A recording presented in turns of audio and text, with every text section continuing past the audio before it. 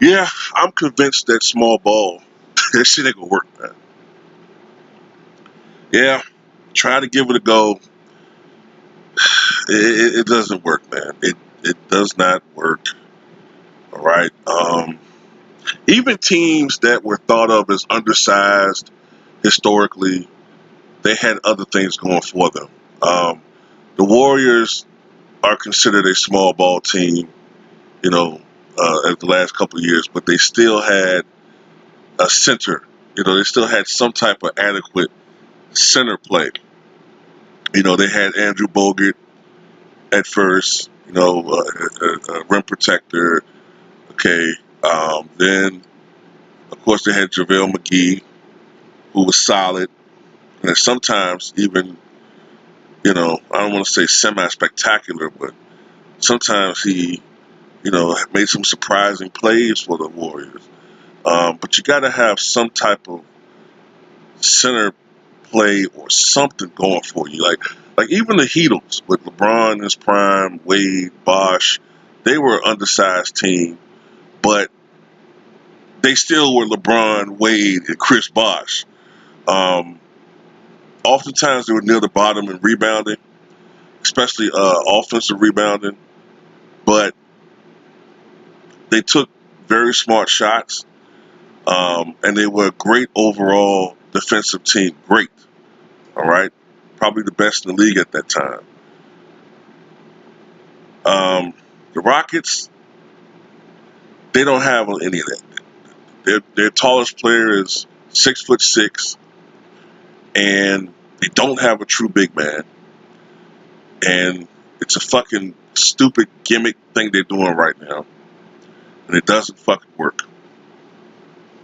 Not against the best teams, and they're not a great overall defensive team like the Heatles.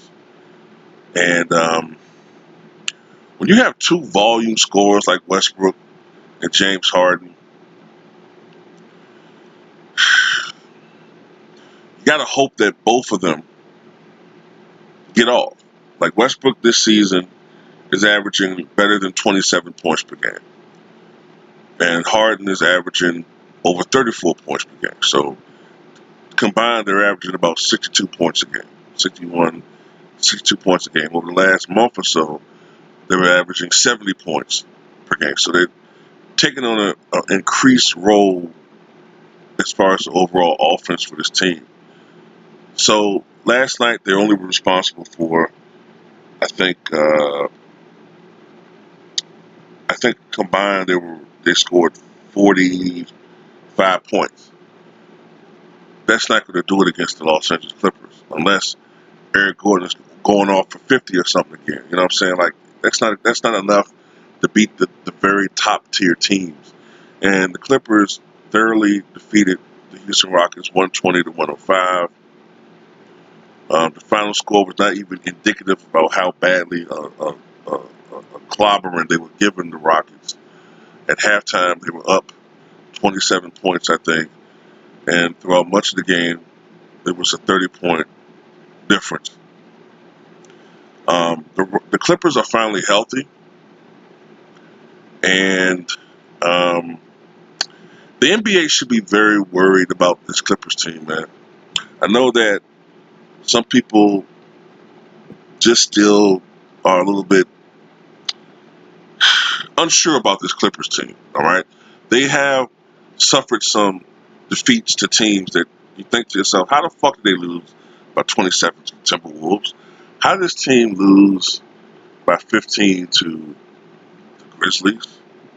How did they lose to these teams? But, you know, in their defense, they've been unhealthy. Okay, Kawhi Leonard has missed 13 games this season due to load management. Okay, and he gets criticized for that. Although at the same time, Russell Westbrook has missed 10 games due to load management. No one mentions that. Okay, Paul George has missed a whopping 22 games. Patrick Beverly has missed 16 games. So, three of your guys in your lineup have missed a lot of games. So,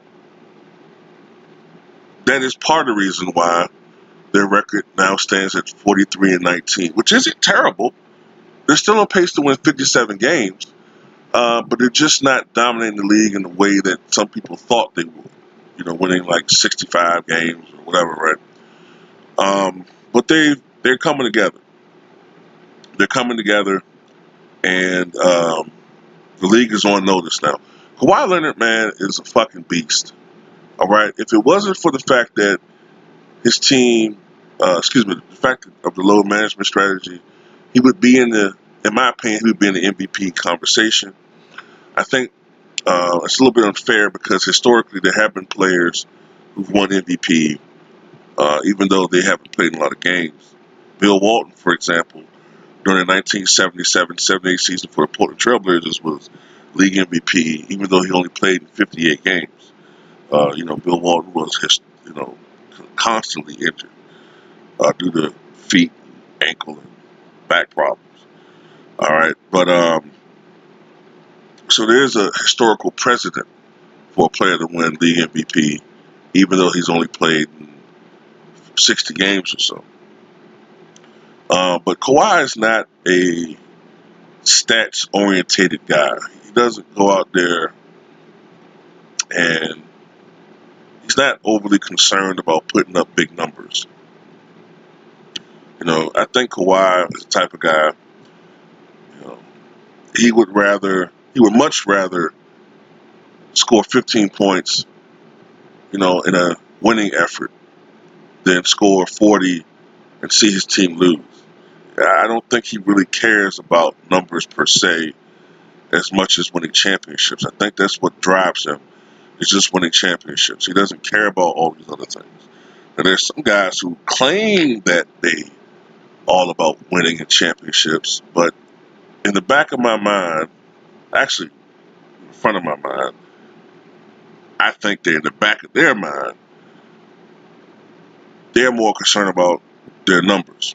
They want to win, but they still want the credit and all the glory, and they want the statistics. So, you know, so what does this mean? This performance lately for the Clippers, these wins. It means that with Paul George finally appearing to be healthy, Kawhi Leonard, his knee condition stable, I guess. Patrick Beverley finally healthy.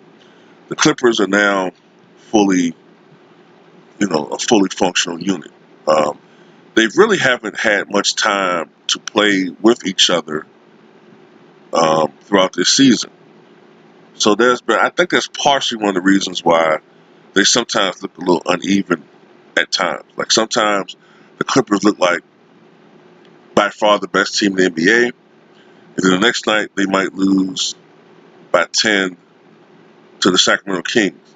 You think to yourself, what the fuck? But I think that they're getting their act together. And I think sometimes a part of the problem is too, I do wonder sometimes if the Clippers sometimes play to the level of their competition. I do wonder that sometimes. And I don't like when teams do that, but some teams have done that.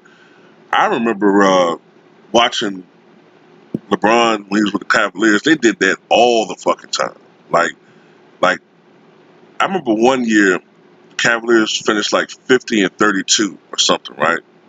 And I'm saying to myself, or 53-29 or 50, there's something like that, 52-30. And I'm saying to myself, how the fuck did this team lose 30 games? This team should not have lost 30 fucking games. Like, I remember toward the end of the season, they lost to the Hawks, right? And the Hawks at the time were, like, just terrible. Like, terrible. Just a terrible fucking team, man. And they beat the shit out the Cavaliers, man. I'm like, what the fuck, man? Like, what's wrong with this team? But that's the thing, man. Sometimes some of these teams, they look at the schedule like, we got the Atlanta Hawks. I'll play 50%. Just not up for this game. We're gonna beat them. But then the Hawks jump out to a 25-point lead, and you play catch up, and then you lose. So this is what I think is going to happen. I think once the playoffs start, I do think the Clippers are going to flip that switch, and I think they're going to play at a level consistently throughout the playoffs. I think Kawhi is going to step up throughout the playoffs. You do wonder though, with Kawhi's knee issues, whether the limping T1000 will come back. You know what I'm saying? Like toward the finals, you remember like by that time Kawhi was starting to limp a little bit, because the knee problem was flaring up. So you do wonder about that with Kawhi.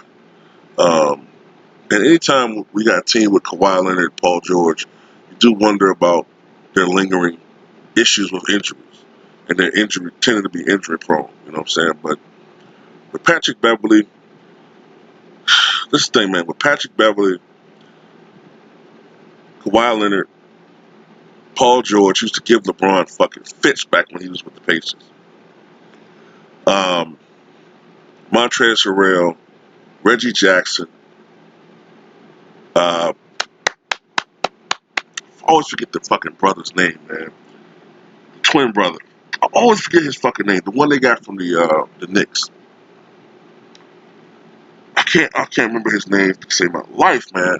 I'll see his name, be like, yeah, that's it. And I'll forget it just like that. But anyway, with this team, man, one thing that they have going for them, man, is toughness. And they're a very tough, aggressive team. And one thing about the Lakers that you really worry about, right, is the fact that they just they have all the talent in the world, man, but toughness has never really been an attribute given toward either Davis or LeBron. You know what I'm saying? So that's the thing, man. Tell me what you guys think.